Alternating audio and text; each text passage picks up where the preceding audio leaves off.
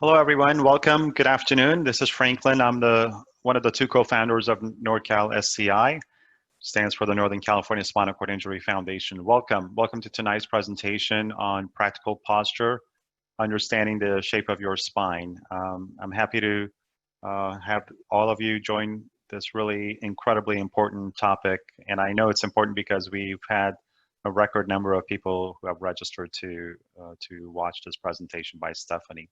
So a couple of things that I just want to get out there. Number one, you have all been muted, so that way we don't have any background noise interruption. And so that's one thing. Second thing is we would run this program for about 45 minutes and leave about 10 minutes or so for a Q&A session. And the way that you can participate in the Q&A session is through either using the chat feature on your screen to send us the questions, and I will pose them to Stephanie at the end of her program, or you can also send them by email if you wish to do that. And our email address is info@nordcalsci.org. Okay. The second thing, another part also is that we are recording this presentation and we will make it available to everyone who has registered probably by Monday or Tuesday of next week. So if you have to step outside and log out, no worries, you're not going to miss anything. We'll make that recording available to you. Okay, so let's get started. Let me introduce Stephanie to everyone. I've known Stephanie for a couple of years now, and she has engaged in over 20,000 hours working directly with individuals with a spinal cord injury and other neurological disorders since 2011. She has a BS degree in exercise biology from the University of California and was first introduced to Pilates in 2014 and quickly transitioned to this new model, starting a Pilates-based SCI recovery program called Absolute Endeavor at the Absolute Center in Lafayette, California in 2015. She is a Pilates Method Alliance nationally certified Pilates teacher through Balanced Body, as well as an American Council on Exercise professional since 2008. Stephanie blends her formal education, Pilates, and other mindful movement modalities with neurological science to provide an intuitive, hands-on style of teaching focused on body reconnection. And Stephanie is also the co-founder of Zebrafish Neuro, and along with her fellow co-founder Theo St. Francis, they published a new book, relatively new book, a 300-page book called From the Ground Up, a Human-Powered Framework for Spinal Cord Injury Recovery. So it is my pleasure to introduce Stephanie to everyone. Hi, everyone. Good evening. Can you guys hear me okay? Yes, I can. So I just wanted to thank Franklin for having me here, and thank you guys for showing up. I know there's important other events going on this evening, and we all want to be watching the news for various reasons. So thank you guys for coming and taking time for yourself. This is a topic I'm really passionate about. If you guys know anything about Pilates, it's all about creating that core connection and postural control. So this is sort of the foundation of my work here. As Franklin mentioned, I switched over to a Pilates-based model about 5 years ago because I thought the Pilates method and its guiding principles created a really nice structure for SCI athletes. And so SCI athletes is the term that I use for anyone with a neurological condition, with a spinal cord injury. So that's just the term I'm going to use. Let me just put that out there. Again, Pilates created a nice structure and framework for working with SCI athletes. And if you guys missed the last presentation, I talked all about what those guiding principles are and how it applies to you. So go check out that last month's webinar presentation, because that really lays the foundation for what I'm teaching throughout this whole series. All right. Not only does Pilates have a really nice structure or its guiding principles create a really nice structure, it also emphasizes education. And out of all of the resources that I see out there for SCI athletes, I feel like education is really one of the biggest missing pieces. And that's why I really appreciate NorCal SCI and the Reeves Foundation for putting on this program, because we're bringing that education to you guys and we're making it really accessible to you, okay? Being in a virtual format here, I'm really taking this series in my six classes as an opportunity to educate you guys on these foundational concepts that will help you, and then you can take them with you past this, you know, hour-long presentation and with you throughout your day, okay? So instead of doing just a follow the leader type workout, I'm gonna be doing these foundational movement concepts. We'll experience a little bit through movement, and then I'm going to sort of give you an assignment for you to do post presentation, okay? So we'll go ahead and start screen sharing, because I wanted to start with this mantra. Can you guys see this okay? Yeah, you're good. Great. You're good. So this is sort of my mantra for whenever I'm teaching. My goal when I'm working with my SCI athletes is to teach them how to use their body, teach them how their body works so that they can be a better user of it. And so that's kind of where I'm coming from, and I want you guys to sort of embrace that too. Learn how your body works so that you can be a better user of it, okay? Instead of it just being me dictating and narrating what you should do, you know, look under the hood, get to know what the engine's like, all that kind of stuff. So just some quick housekeeping, liability stuff for you guys. As we're going through some of the movement experiences, don't do it if it hurts. Just be responsible for your own participation in the space around you. Make sure it's clear and safe. And then really important, do what you can. You can always recruit a helper if you have someone nearby. You can experience through observing me or maybe some of the other people on camera, and you can learn the concepts really well just through observation and visualization in your own body. And then another option is to watch and then come back and engage at a later date if you have when you have a helper available. All right, sound good? So today's topic is practical posture understanding the shape of your spine, and in specific context to individuals with spinal cord injury. I wanted to also take a moment, because I didn't say this last time. This gentleman here on the screen, this photo, his name is Theo St. Francis. He's my business partner and really great friend and previous athlete. So he has a spinal cord injury himself, and I want to mention that all of the images that you guys see today are, except one that's of me, and I'll let you know which one that is. They're all of SCI athletes. So I don't want you to think that I mocked up these images to show you perfect posture. These are actual real athletes that I've worked with and have helped model these postures for both our book and then for all these learning materials afterwards. Here we go. Let's talk about what posture is first. Very simple. I Googled the definition and it kind of came up with this sort of definition: the position in which someone holds their body. And I also kind of thought, oh, this is kind of also the position that someone rests their body as well, okay? Another definition that I liked was the orientation of the bones relative to one another and gravity. And so really what we're getting at here is posture is just looking at shape of bones in your body and how they stack up on one another to make your shape of your posture, to make your shape of your silhouette. So I want you guys through the presentation today to start getting an eye for seeing these different shapes and how when you orient a specific bone in a different way, how that influences the rest of the posture, okay?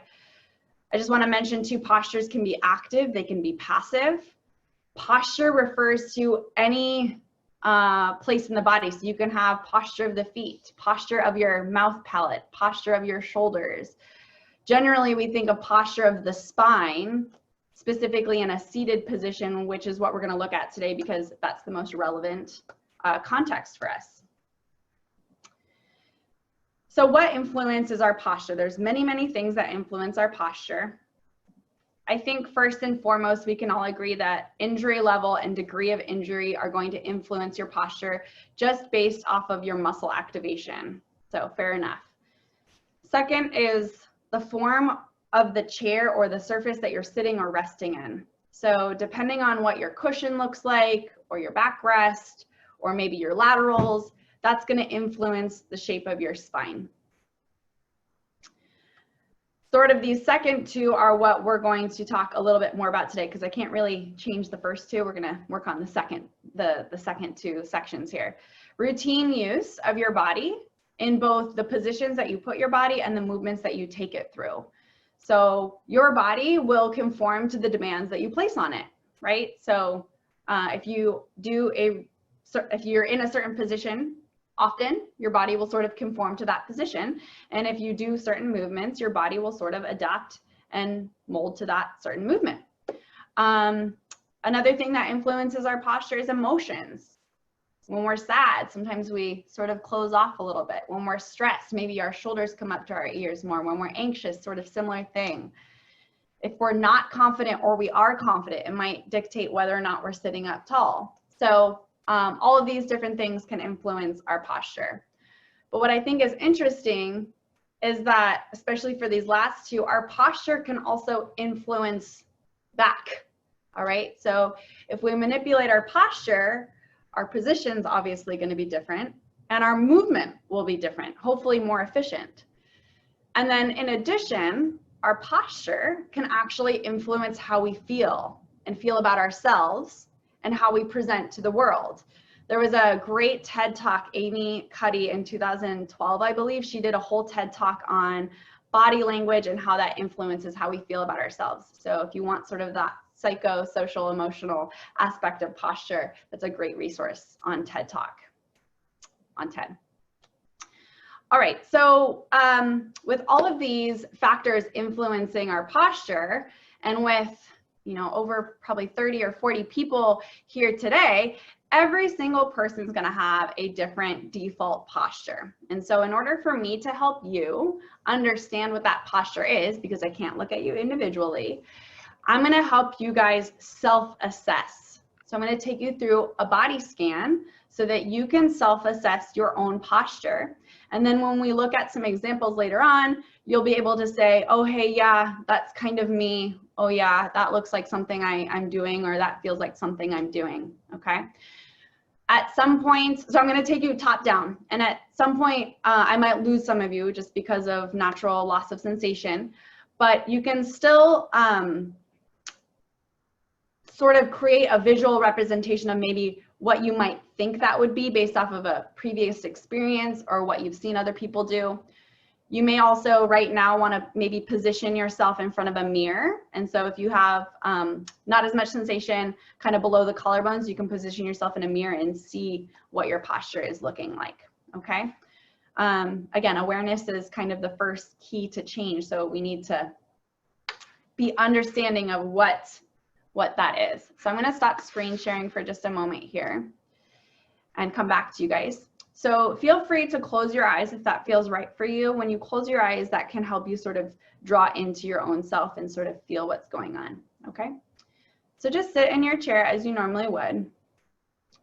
Notice the weight of your head. So where do you feel that weight pulling you?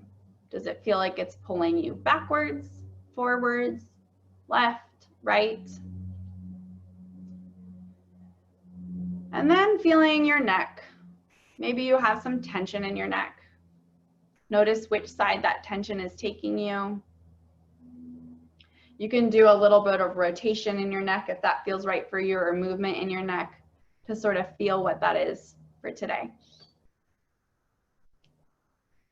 Then travel down to your shoulders and notice how your shoulders are sitting on your torso. Do they feel heavy? Do they feel like they're rolling backwards or pulling your body backwards? Do they feel like they're pulling your body forwards? Maybe this is the first time you've thought about your shoulders. Great. And then I'm going to take you down the spine, and you're just going to come with me as far as you can go. Feel the backrest behind you. And notice where your upper back touches your backrest. Do you feel your backrest in the middle of your spine? Maybe do you feel it on the outsides of your shoulders? Maybe you feel the backrest even on the back of your triceps, on the back of your arm. And we're just going to continue traveling down. What about your mid back? Maybe right below where your shoulder blades end. Some of you may or may not feel the shoulder blade, the tip of the shoulder blade sort of coming into the backrest. Maybe you feel a lot of pressure into your mid-back. Then we're going to go down a little bit further to your low back. Do you feel your low back pressing into the back of your seat? If so, do you have a balanced sort of weight distribution in that, or do you feel more pressure on one side versus the other? Now we'll come down to your pelvis, so your hips. How are your hips in the seat? Do you feel more weight on the left side versus the right side? Do you feel more weight sort of on the back part of your pelvis or on the front part of your pelvis? Can you manipulate your pelvis at all?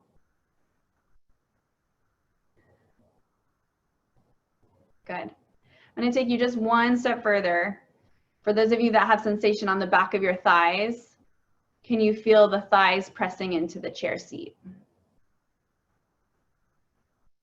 Okay. Do you have more weight through one thigh versus the other? And those of you that have sensation and awareness down through your feet, you can kind of just quickly by yourself scan through the lower leg and your feet as well. Fantastic. Okay. How many of you, was that the first time you ever did some sort of body scan like that? Yeah, awesome. Jesus, awesome. Yeah, Dave, cool, awesome. So when you take a moment to pull into your body a little bit, you're gonna have more information, and then all of the information that you're getting presented in these webinars is gonna make more sense for you because you have context in comparison to your own body, okay? So check in with yourself often with that, and there's no science to it. You just start at the top and you go down. So yeah, so let's continue here. I'm gonna just press screen share again. We got the screen share down, you guys. I'm on it. All right, so why should we care about posture? You guys are all here, so I already know that you care about your posture, but I'm gonna bring up some of these just in case there are maybe some reasons that you didn't think about or you wanna share with your friends and family. All right, so some of these titles are a little bit clickbaity, but I think they work. All right, so do you care about optimal nerve function? Whether that's by muscle activation, maybe you have neuropathic pain or some sort of nerve compression pain, sciatica.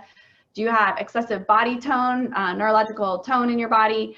And then do you just care about having efficient basic body operations? So breathing, heartbeats, digestion, liver function, and I'm going to get to that in a little bit.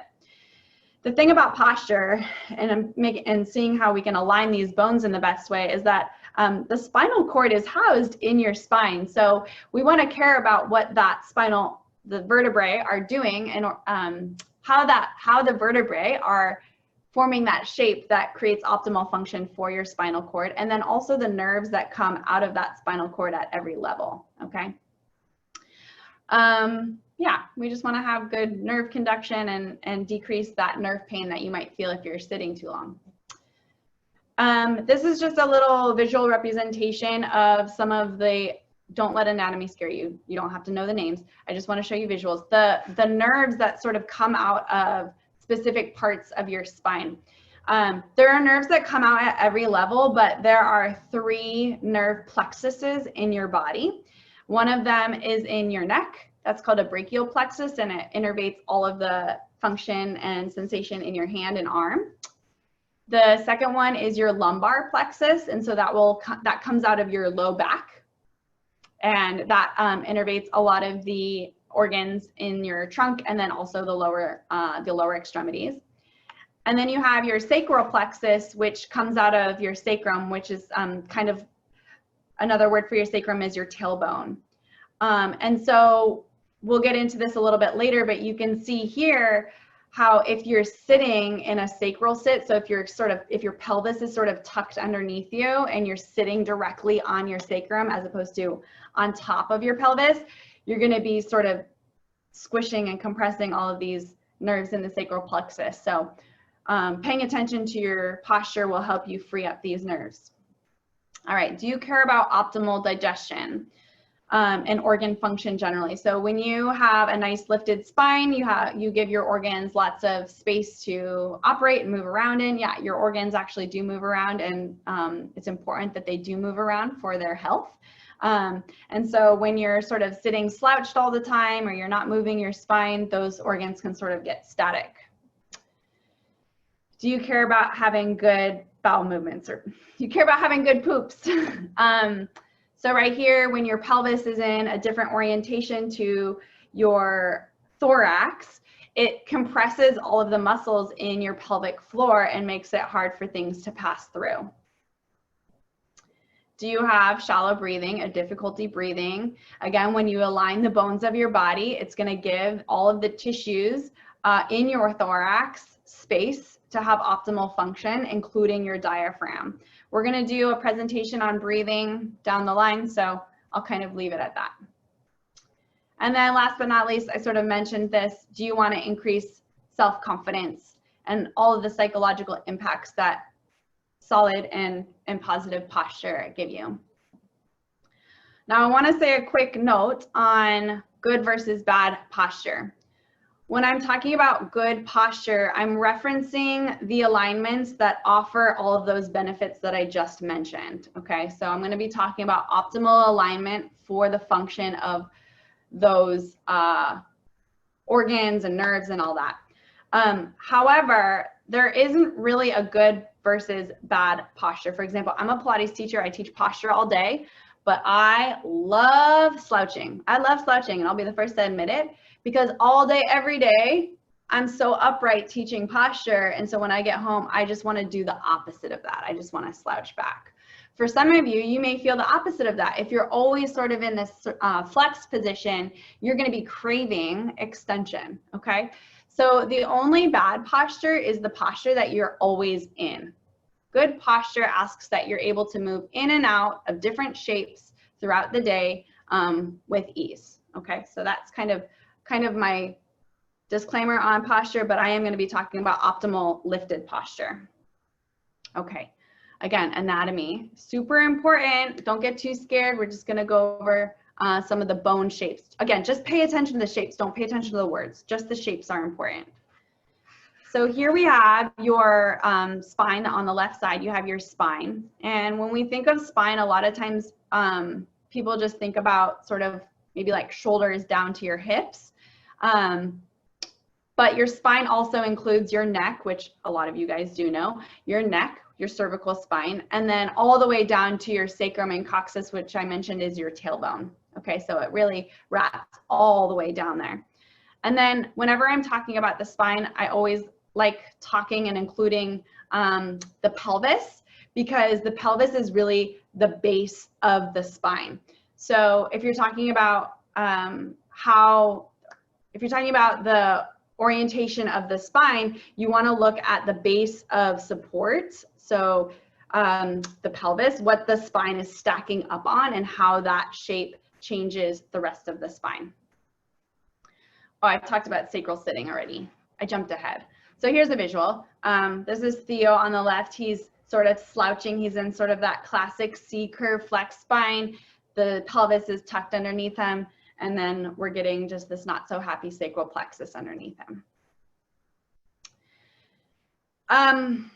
So as I was saying, the pelvis is the base of the spine.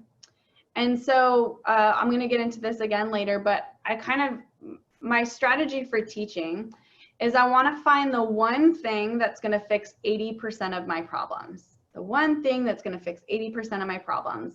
And when it comes to posture, you want to look at whatever your base of support is. And in this case, it's your pelvis. So if we can just change the orientation of your pelvis, the rest of the spine will sort of fix itself about 80%. Okay, and I'm kind of throwing out those numbers, but I use the 80-20 rule a lot. So again, fixing the pelvis, fixing the orientation of the pelvis will sort the rest of the spine out. let's talk about the different shapes that the pelvis and ribs can make. So in these images, again, all these images are used in our book, so I've just kind of stolen them from our book.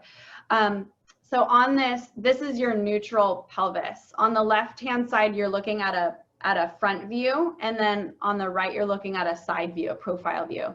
So you can notice that neutral pelvis has a little bit of a tilt. It's called an anterior tilt, and the ribs sort of also mimic that same angle.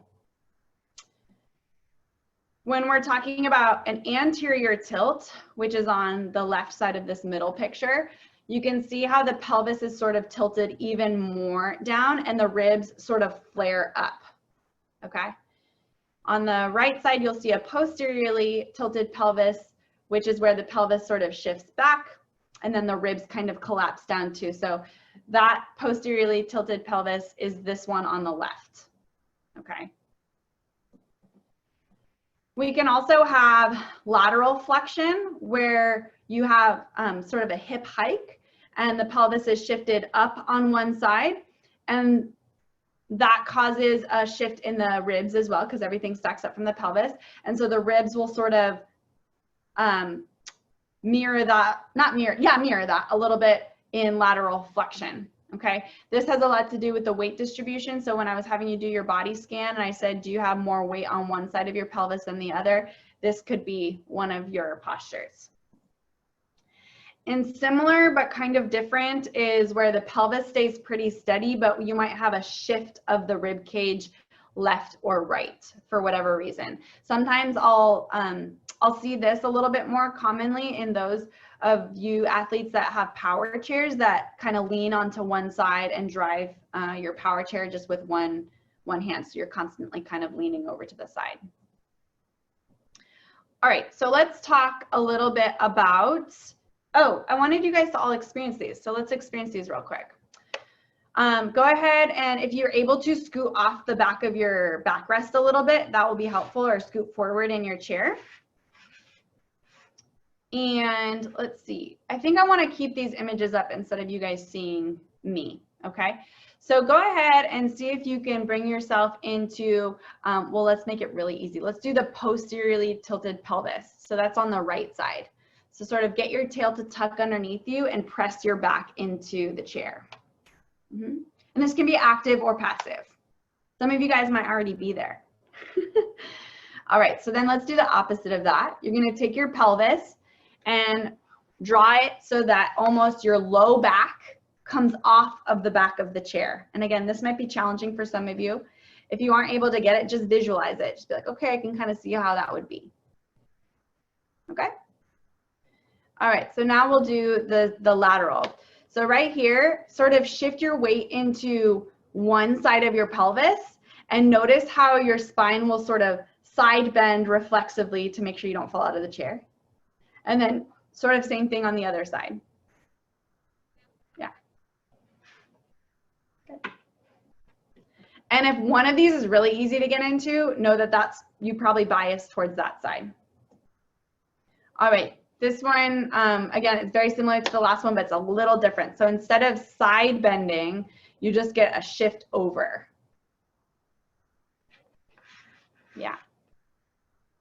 I think these pictures show it better than I could show you on the camera, just with the contrast. Okay, so maybe you noticed, okay, I look probably more like this one or that one.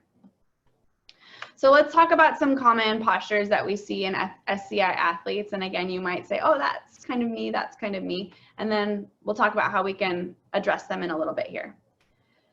So in the wheelchair, first of all, wheelchairs are designed to keep you guys safe and in the chair and not falling out of the chair, especially when you're pushing it or driving it. So with that being said, wheelchairs are not meant to help you have great posture. They're just meant to help you be functional, okay? There is a balance and a give and take with that. You may want to work sometimes out of the wheelchair when you're working on posture exercises because of that kind of side effect of being in a wheelchair. You don't get as much freedom to move around in the ways that you want to. So there is a benefit to working on some posture exercises outside of the wheelchair. But in general, let's just talk about this. So a lot of wheelchairs will have a seat dump, which is where the back of the seat sort of angles down. You guys know this. And what that does is it posteriorly tilts the pelvis a little bit to help you sort of nestle in and sort of lean back into the backrest. As you guys know, when we looked at the shape of the spine, is that brings the ribs forward and the head forward. And so we get this posteriorly tilted pelvis results in a fully flexed spine. Some other posture that you might see in the wheelchair is a reclined back seat. So if you feel like you're often going to fall forward, you may recline your back seat a little bit so that you can lean against it. Sometimes this can help you orient your pelvis in the right way, but what happens is, here, let me stop share real quick. What happens is when you recline the chair, okay, so let's just say I reclined the chair. If I were to keep perfect posture, my head would be up like this all the time. But likely you're probably going to want to see what's going on, so you're going to turn your head this way. Okay, so if I just kept that same shape, but I've oriented myself, it would mean I'm doing this all day. I'm looking down all day. Does that make sense? So if I just bring the chair backwards, yes, that maybe help the rest of the spine, but then it sort of gives you this other thing going on as well. Okay, again, I understand we got to do what we got to do, but just being aware of what the wheelchair, the shapes that the wheelchair gives us can help us understand what exercises we should do outside of the chair to sort of complement or negate those effects. Okay, all right, let's go back. So as I said, forward head to be level with the horizon. All right, so then let's talk about seated posture when you're not in the wheelchair. Maybe you're just on a flat surface or a tree, like a therapy table or the edge of your bed. Generally, the most common one I'll see for cervical level athletes and higher T-level athletes is a posteriorly tilted pelvis. Okay, so you can see in Theo, the pelvis is sort of tucked in underneath him.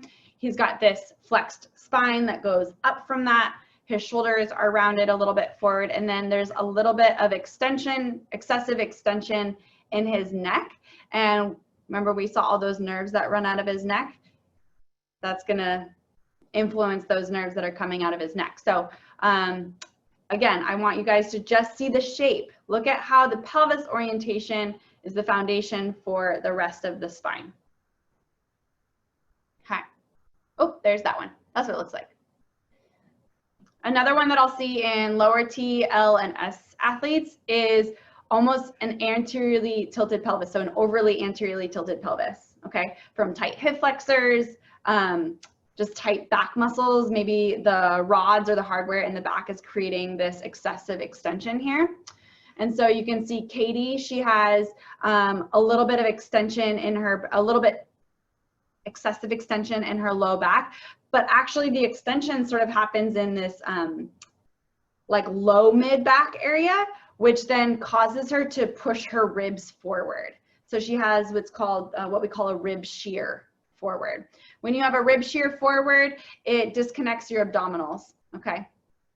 And then it sort of gives you this extension in the neck, which again isn't the best, okay? There's what that looks like in the contrast. You can see her abs are really open, right? In the front, the abs would be really, really stretched. All right, this is the one picture that's not an SDI athlete, that's me, full disclosure. But I do work with someone that has a posture similar to this, so I was sort of recreating her. This is that hip hike and lateral flexion. So in this recreation, you can see almost on my shirt how most of the weight is in the right hip, and then the spine sort of grows out from that, okay? You have rib translation to the right, and then right shoulder elevation. You might get a little tighter on that right side. And then your head sort of like off kilter too. So the world might seem a little bit sideways to you, maybe. Again, these are big generalizations. There's plenty more patterns that I see, but these are just kind of my top. So it's sort of, this one's sort of a combination of these two, rib translation and hip hike. All right, I'm not gonna go over this too much, but standing postures that I see, the one on the left, I see more so in cervical level athletes with less core control. So anteriorly tilted pelvis with Theo, he's got a rib shear forward, knee hyperextension.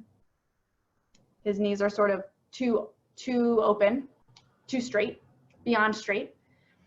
Katie on the right has what's called a parastance, where the pelvis is sort of posteriorly tilted and then she's leaning back. She has to compensate with a forward head as well to sort of balance out the weight. Okay. So again, what I want you guys to see, I'm just going to keep reiterating this idea. This is what I want to drive home, is it's all about shapes. How does the shape of the pelvis change what's orienting above it? Okay. What's the one thing you can fix that you could fix 80% of your, what's the one thing that can fix 80% of your issues? And that's looking at your base of support. For those of you that are seated most of the time, that's going to be your pelvis. Okay. Let's see, where am I at? Let's look at neutral pelvis. What does that mean? So what does it mean anatomically to have good alignment of the pelvis? You guys can see the difference in these shapes here, but let's break that down a little bit. So, oops, let's go back. So you can see that Theo has a little bit of curve in his low back. So that's a good key indicator. That's a natural curve that you want. You don't want too much like Katie had in that previous example, but you want a little bit there. You want the ribs soft and pulled in, okay? Shoulders are open. And the ear relatively in line with the side of your shoulder, okay? Now that I'm thinking of it, I should have had this with a line on it. So you have sort of this line that you can draw straight down from the ear, shoulder, to the side of your hip bone, okay? Also note too that when you have your pelvis in an anterior tilt, or that neutral pelvis, that the femurs, your thigh bones need to be nice and tucked in there, almost at a right angle, so a 90-degree angle, like a square, maybe even a little bit more, okay? So if you have hips, something in your hips that's preventing you from getting that deep hip flexion, then that might prevent you from having neutral pelvis as well. And I've had athletes in the past that have had bone growth in their hips, which prevent them from getting there. So again, if that's you, be gentle with yourself, be mindful for yourself. All right, another thing that I like to think about when I'm looking at the pelvis orientation is this triangle. So this view of the pelvis is like if someone were looking down from your head down to your pelvic floor, okay? The bottom of the image is your pubic bone, so right in front, and then the top of the image is your lumbar spine or your sacrum, okay? I like to think of it as a triangle. So on the bottom of your pelvis, you have two bones that sort of protrude out, and they're called your ischial tuberosities for the anatomy nerds, sit bones for everyone else, okay? Sit bones are a great way to explain it. And then you have your pubic bone in front. So you sort of have these 3 points, okay? And you want roughly your triangle between those 3 points to be level with the floor, okay?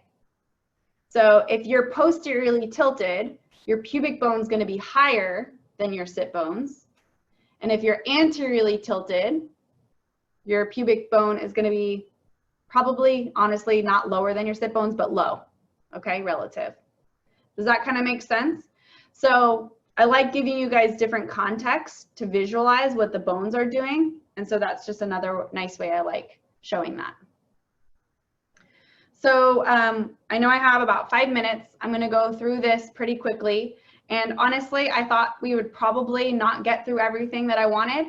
And so the next presentation that I do with NorCal SCI, I think we'll do a continuation of this topic since it seems to be so popular. So I'm not so worried that if we don't get through the content, this will be sort of a posture continued next month. But we're going to go through pelvis orientation again, regular movement, what that means, stretching and strengthening. I'm just going to tap through the slides and then we'll do it together. Pelvis orientation we kind of already did, so I'm going to skip that for a second. Routine movement is one of the best things you can do to help support your posture. Remember I said there's no good posture, just a spine that can move in different shapes. So the more you're able to move in different shapes, the better. I like using, I came up with this acronym STIFF. So if you don't want a stiff spine, do STIFF. So we're all going to do this one together. You guys ready? Here we go. Get yourself ready. Let me stop the screen share to get that. So S is side bending. We did this a little bit in the last lecture, you guys. We did this in the last lecture. So we're going to go ahead and slide down to the side and open up your ribs on this side. You can use the side of your wheelchair if you need to. And we're just going to go side to side. And we're going to do 8 times for each side. If you want to take it a little bit further, you can just reach your arm or your elbow up and over. Please don't fall out of the chair. Hold on to the chair if you need to. Good. Side bending. S side bending. How many is that, Lynn? How many more do we have? She knows I'm the worst counter. Pilates teachers don't know how to count. Let's do one more. Okay, stiff. ST. We're going to twist or rotate. Okay, so let's go ahead here. Arms out in front of you or hands across your chest or hands in your lap. Lots of options. We're going to rotate over the right shoulder. Look over your right shoulder, come back center, rotate over your left shoulder. Good. If it's challenging because you're against a backrest, go ahead and just lift a shoulder off the backrest. If you want to make it a little bit more, you can take the arm behind you. We talked about different ways to do this in the last presentation, right? One more time to the other side. Good. The next one, this was a stretch, but we did it. Inside out, inside out. So we're going to turn our spine inside out from what it is right now. We're going to extend our spine by pressing our elbows or the back of the arms into your backrest and lift your back off of the chair as much as you can. So inside out. We're going to combo this with flexion. So now press your back into the chair as much as you can. And if you want to stretch forward, you can. We'll do that 4 more times. Press in, extend the spine, inside out. And then flex the spine, push your spine into the chair. Nice, good job. And you can do this with your head. You can do this any part of your spine. So remember, when I say spine, that's like top of your head down to your sacrum. Any part of your spine. One more time.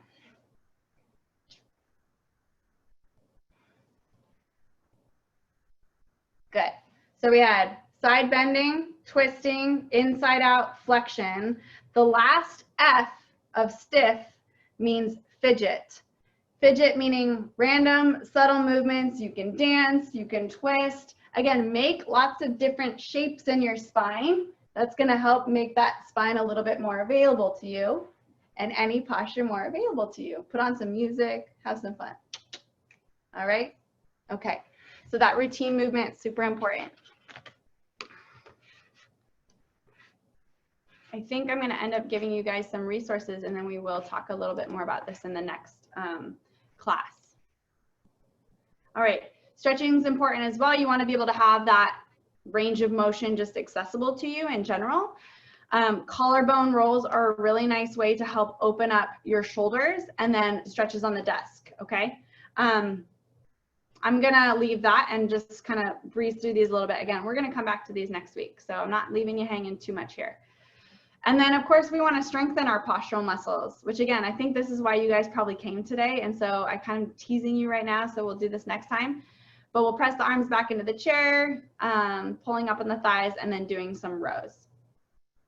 Okay, I do want to do this one though, this pelvis orientation one, because that was the biggest thing we were talking about, right? So let's orient our pelvises as well. So first things first, I want you guys to try to scoot yourself back into your chair as much as possible. So lean forward and scoot back, or have someone pull your hips back, okay? And that should help you get a little bit more oriented in that pelvis. If you guys have a good wheelchair fitting, that will solve a lot of the stuff. And then after you do that, just notice how that changed the shape of your spine or your shoulders or where your head is, okay? Second thing, you're gonna square up your hips to be forward. So a lot of times I'll see clients come in, athletes come in my door, and they've got like one hip forward and one hip back in their chair, and they're pushing their chair. So square up your hips so that both hips are facing forward. Okay.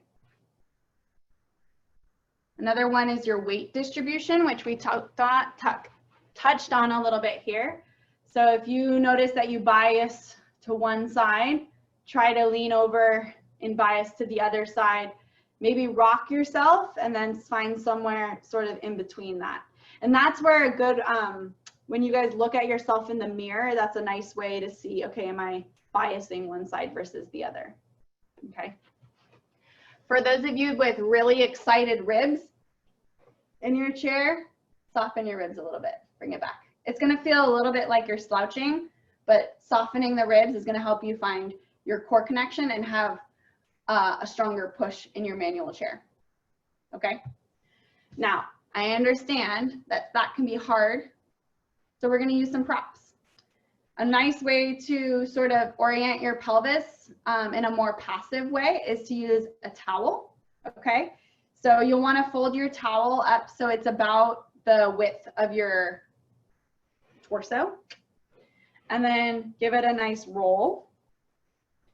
And then if you place the towel right at the top of your pelvis, and then again, scoot yourself back into the chair, essentially the towel is going to push your pelvis forward, and you'll be able to kind of lean back against it, okay?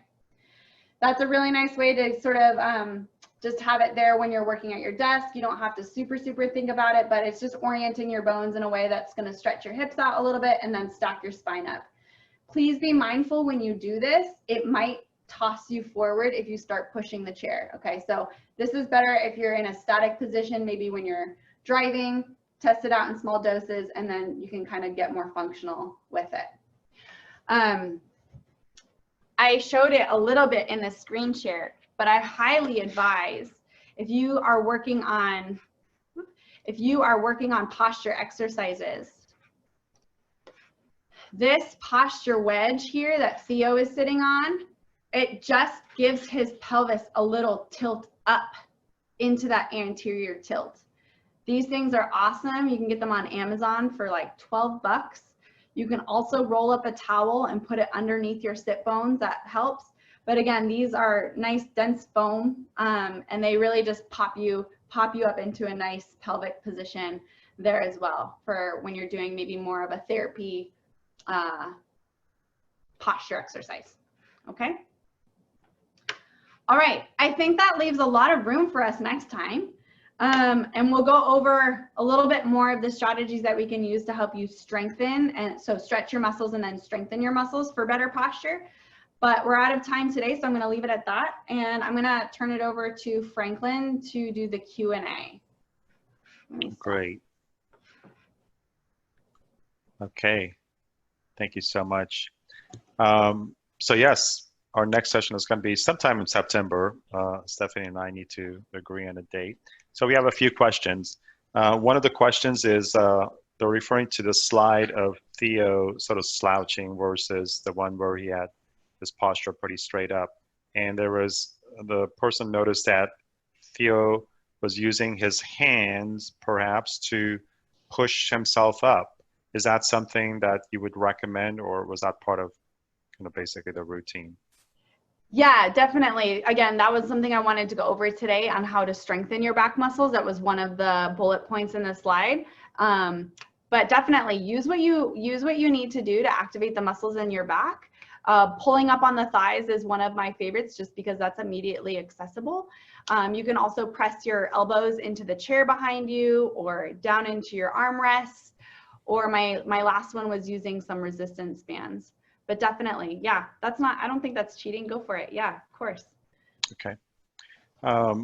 Next question is, do you teach any online Pilates classes? That is in the works. That is in the works, definitely. I was thinking about doing some sort of class through, well, Franklin and I need to talk. I want to do a little bit more of an actual Pilates class within this virtual series and kind of troubleshoot it with you guys. But yeah, we'll talk to Franklin about that. I do have, I encourage any of you guys interested in that kind of format, any virtual learning format, to sign up for our newsletter at zebrafishneuro.com. And that's where you'll get updates on all of the online and online offerings that we're doing for SCI athletes. So when I start doing that, it'll be on that newsletter. Fantastic. Next question. My daughter tended to have tight hip flexors before her accident. To avoid them tightening up, I have her lay on her belly for at least a couple of hours a day. Any other suggestions?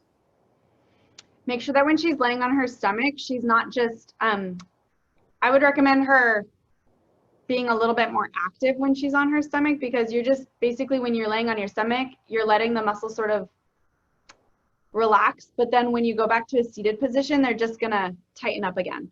So you wanna make sure that you're actively engaging some muscles to help reinforce the stretch that you're giving her. And what I mean by that is maybe having her, again, I don't know what her current situation is, but activating her abdominals by pulling up on her abs, as if I would say she has you put an ice cube underneath her belly button and it's cold, what would she do? So squeezing her abs up then that way. Definitely she can, let's see. Another way she could do it, let me just do one more. And again, I don't know what the situation is, but you could have her sit off the edge of a chair and drop the leg down this way and sort of mimics almost like a kneeling situation, but it's a little bit more accessible. So just off the, I know that's hard to see, off the edge of the chair that way. Okay. She's an L2 injury, I believe. Oh yeah, then that should work. Yeah. Yeah. Okay. Next question. For electric chairs, and I don't know if you'll know the answer to this, what is the best chair back for keeping good posture? Oh yeah, I can't recommend Yeah, that. I didn't think that's probably a question to an OT. Yeah, I would say definitely play around with though. Don't this is, and I'll pass on Theo's advice. You guys know your body more than a wheelchair technician or even an OT. So you need to make sure that you're actively working with your OT to trial and error different situations. Next question. What about tummy controlled garments for pelvis control? Any thoughts on that? Timing control? No, tummy. Like a belt. Like an abdominal binder? Probably that's what they're probably referring to, an abdominal binder, or even I'll inject one of those sort of back supports or braces. Yeah. So again, any tool that you use, remember that that's going to be sort of a Band-Aid on the situation. I do believe that that's going to help you place the bones in a nice place to help you learn inside your body, have that interoceptive of what the bone positioning will be. So for sure using those, but then also know that that's not just the end fix. You need to work to strengthen those muscles to hold that position of your bones as well. Okay. Next question. What would be a good exercise routine for a person with scoliosis? Oh, that's so specific because it depends on the twists and the rotations of the spine. Yeah, that's really hard for me to answer in a group setting without seeing them. Yeah, talk to me, email me directly. Okay. All right. We have a question from someone who's a C1, C2 and has a caregiver full time.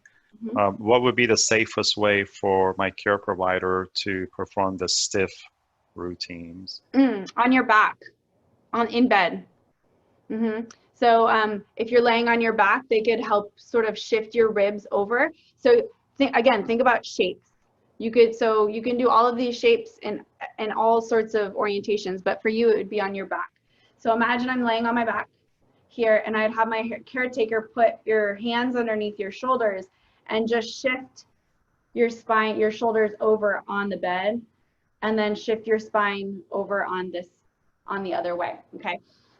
If you have a vinyl table, you could put your shoulders on a towel, and then that's a little bit easier too, because the caretaker can sort of move the towel around in that way, okay?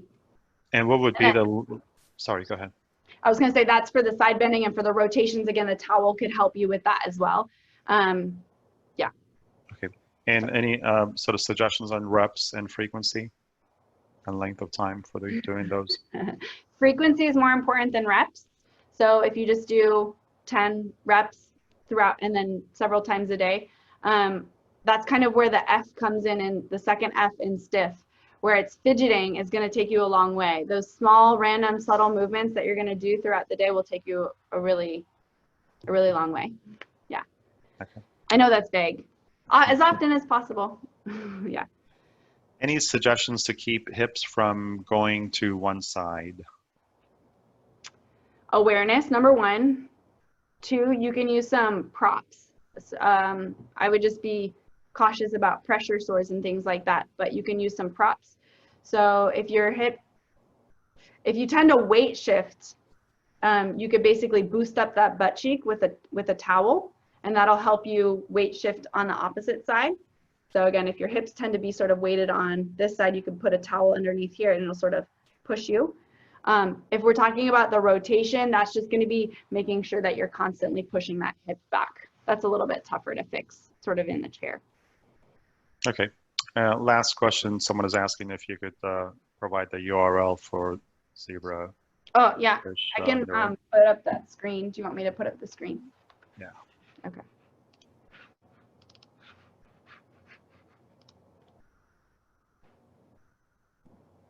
Yeah. So that's my email for whoever asked the scoliosis question, if you want to email me directly. Follow our Instagram. We put a bunch of stuff on Instagram, quick tips, things you can do at home, how to use a release ball to stretch your shoulders, things like that. And then that's the website, zebrafishneuro.com. You can sign up. There's a little bar that says sign up for our newsletter. Okay. And can you tell us real quick about the book as well? Yeah, sure. I have it next to me this time. So this is the book. It's called From the Ground Up, a human-powered framework for spinal cord injury recovery. It was written by myself and my client, business partner, colleague, Theo St. Francis, who again, I'm introduced at the beginning. He had a spinal cord injury about 5 years ago. And so in the book, we propose both of our perspectives on spinal cord injury recovery. Yeah, so it's not just me who hasn't lived it. It's also Theo who has his perspective on how he thinks about recovery and all that. What's unique about this one too is it's not a personal story. So it's actual strategies that you can use. So it's not an autobiography or a memoir or anything like that. It's actual strategies that you can use. We talk about our philosophy, the framework for recovery, what needs to happen, what kind of needs to take place in very general terms, and then also a little bit more specific. And then in the back of the book, or not really in the back, there's about 35 or 40 exercises all laid out for you. All right, so from very beginning postures to more advanced postures, and there's also a bunch of work that you can do just on the floor without equipment. All right, so it's a great resource for you guys. You can find it on our website. If you're sort of hesitant to pull the trigger on this, Theo does live book readings on Instagram for free, and we have a bunch of those recorded. So he picks out 4 or 5 pages, reads them, talks about them, discusses them. So again, you can sort of get some samples, and chapter 1 is also free online. Dig through the website, you can find chapter 1 for free. Yeah. Okay, great. Thank you, Stephanie. Okay, so once again, everyone, the recording of this presentation will be made available to all of you, anyone that is registered for this presentation, probably by Monday or Tuesday of next week. And of course, It'll be in our newsletter and our website as well. And then also, if you have any additional questions after the presentation, feel free to shoot me an email. And Stephanie is always more than happy to answer questions after the presentation. So the email address is info@nordcalsci.org. Quick reminder, on Saturday at 11 o'clock, our next session, our virtual sort of presentation, involves daily dose of stretching, range of motion and stretching, two critical things for anyone with a spinal cord injury. So my good friends, Rachel and Aaron, are going to be presenting that. That's on Saturday at 11 o'clock in the morning, Pacific time. And there's still plenty of time to register for it. You can go to our Facebook page and get the links. Thank you again, Stephanie. This was wonderful. And like Stephanie says, she's got a few more of these sessions planned for us. And we're looking forward to bringing them to you. And of course, just as a reminder, we really are grateful to our friends at the Reeve Foundation who provided us with a grant that make all of these presentations possible. So hope you had a good, enjoyable time tonight, and look forward to seeing you at the next session. Thank you again, Stephanie. Thank you, everyone.